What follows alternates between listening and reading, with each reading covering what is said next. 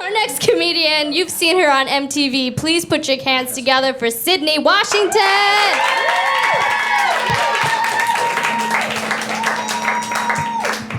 Hey, hello. I have some good news. I'm finally unemployed. Oh my God. It's exhausting working. Oh my God, I'm so glad that I'm free. I used to be a waitress. Anybody else majored in communications? Yes,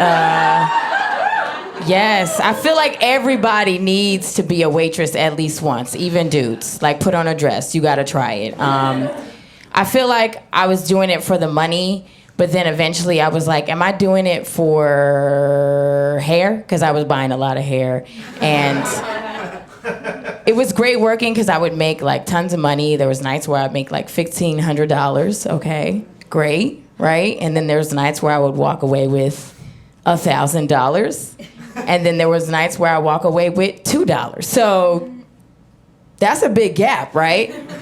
But being a waitress, you encounter so many people that you're like, okay, I get it. Like, you're hungry, you're impatient. Okay, you had a long day. Okay, wait, are you attacking me right now? Are you putting your whole day on me? There was one time I was waitressing and I was serving this big group. It was like 10 people. It was like after work crowd, you know, so they love vodka sodas. And I was working for at least 6-7 hours already, like a 6-7 hour shift, because I was there earlier in the day. I did like morning brunch or whatever, and then I'm like after hours. So anyway, I'm serving this table. It was like a whole bunch of business people. There was like women there, which was great, because I hate serving a whole bunch of dudes because I'm like waiting for them to say something rude to me. So there's women there, and everybody's like talking to me, and I'm taking their order, and I'm going back, and I'm coming back, and I'm doing everything that I'm supposed to do. But I wasn't as nice as I should have been, but I felt like I was cool. So the head of the table, the guy who's like in charge of everything, he was like, "Why don't you smile?" That's what he said to me. And I was like, I'm sorry, I'm resting my face, okay? Sometimes you gotta rest your face because you get like creases and everything. Like, I need to rest my face, sir. So he's like, oh, like resting bitch face? Ooh, sir, really? That's what we doing? I have like 20 drinks in my hand right now. Like, I really can let loose, but also I needed to pay my rent that month, so I did not do throw the drinks. So I go back to the micros and I'm like, man, I really want to pop off on this dude. He embarrassed me in front of this whole table. Like, this isn't, like, I'm more than this. I'm better than this. Do I really need the money that bad? So before I can even walk over to the table and shut it down brown, he comes to me and he touches my shoulder. And I was like, ooh, what is up? What are we doing? And he passes me $300. He said, the women at the table said that you are working really hard, that you're in 5-inch heels, that this is probably your 4th shift for the week, and that you're doing a great job. And maybe you can't smile because you've been doing a lot. And you know what? I didn't notice that because I've been at a desk all day. So here you go. I'm so sorry. And he gave me $300 for my troubles. And so sometimes as a woman, you can't stand up for yourself. But there's some other women that'll stand up for you. So that was like one of the best times I had at waitressing.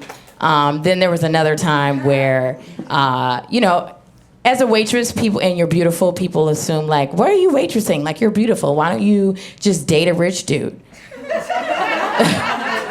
Where they at? Are they at Pace Magazine? Are they in here tonight? But I had the opportunity to date a billionaire, just casually dating a billionaire. Didn't know he was a billionaire because he was wearing Skechers. Oof, that is not a billionaire shoe. It really isn't. It's a very like Marshall sales bench shoe. It looks like 2 left feet. You know what I'm saying? So he offers me to take me out to lunch, and it wasn't like lunch break. It was like, clear your schedule, we go into lunch. Billionaires take lunch like noon, and then it lasts for 2 days. That's how they do. So he invites me to this restaurant. I go in. It's a really nice restaurant. Like, they got big forks and little forks and plates just for butter. Ooh, you gotta go, guys. I walked in. I was like, I'm never going to Arby's. This is the place. It's the place to be. I walk in, and everybody's looking at us. because he was 85. I should have preferenced that he was 85 years old and a billionaire, but yeah, I was like, you don't need to know that. And so everybody's looking at us. Wealthy people are rude. They're very loud. I heard a woman say, "Is she an escort?" That's what she said. And then her friend had my back. She shushed her. She was like, "Shh, she could be adopted." Oh, okay.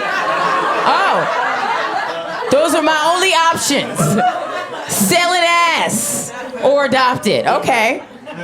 I'll take adopted. That means he writes me in the will, right? So anyway, we in the restaurant, I sit down with him. It was very uncomfortable because I looked at the menu and I couldn't pronounce shit on the menu. It was like one of those $5 sign places, you know what I mean? I'm very $1 sign, okay? I'm kind of like just bring your own food type restaurant. So I'm looking at it, he could tell that I'm like, what the hell is this? So he starts ordering everything for me. He orders caviar, oysters, champagne, the works. And I was like, "Sir, what are we celebrating?" He's like, "We celebrating life." And I was like, wow, he got so much money. He's celebrating that he's breathing. Like that, who is doing that? You know what I mean? When's the last time you had an amaretto sour and you were like, "Cheers, I'm alive"? It's crazy.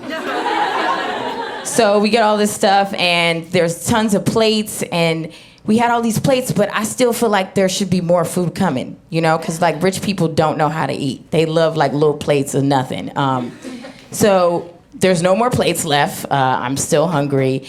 We get the bill and it's $900. Have you ever spent that much money on lunch and you still famished? Oh my God.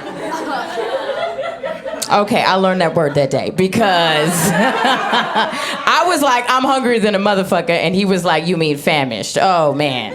It was like the Rosetta Stone for the poor. He was teaching me rich ass words, you know? I learned devastated, astonished, and famished. Like that just screams like, you know, rich people. So I thought I messed up with this guy. I was like, damn, he's never gonna call me back because I was acting a little ratchet. But he calls me back because I'm gorgeous. You know what I mean? Like, he's like, you don't need to know how to read. You're beautiful. So he calls me back and he tells me to meet him at his townhouse. And like rich people work fast. They're like, you know, I bought you $900 lunch. Now we going into my house. Actually, broke dudes act like that too. They buy you $1 slice, you like, now you gotta come to my house. It's crazy. So I go to his townhouse, it's beautiful, there's lots of windows and doors and nobody's shooting, like you gotta go to a damn townhouse. So I walk in and we in a foyer. Or foyer, or... Sir, you look like you know how to say it. What is it called? Foyer. Whatever, it's a hallway lobby, okay? That's another one of those Rosetta Stone for the poor words, you know what I mean? So we walk in and he's got a Basquiat, and then we pass for it. He has an Andy Warhol. He has like all these paintings on his walls. And I was like, what the hell? I come to find out he's one of the biggest art dealers in the world, okay?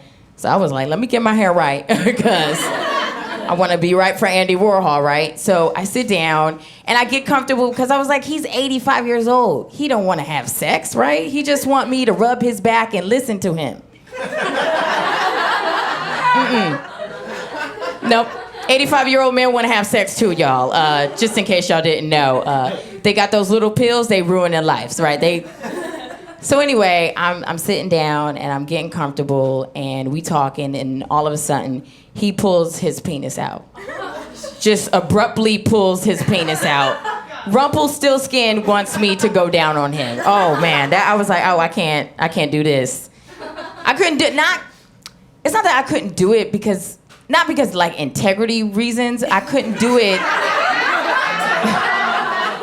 Because trust me, I was on bended knee. I was thinking about it. I was like, you know what? I could have caviar and oysters every day, but I couldn't do it because I'm a lesbian. That's funny, right? He didn't even believe me. He didn't even see that coming. He's like, you're a lesbian? I said, yes, I am a lesbian. He's like, but you don't look gay. And I was like, see, I hate when people say that. I was like, what the hell does gay look like? And he's like, first of all, your hair. Your hair doesn't look gay. It should be a lot shorter. And I was like, maybe because I'm wearing somebody else's hair, okay?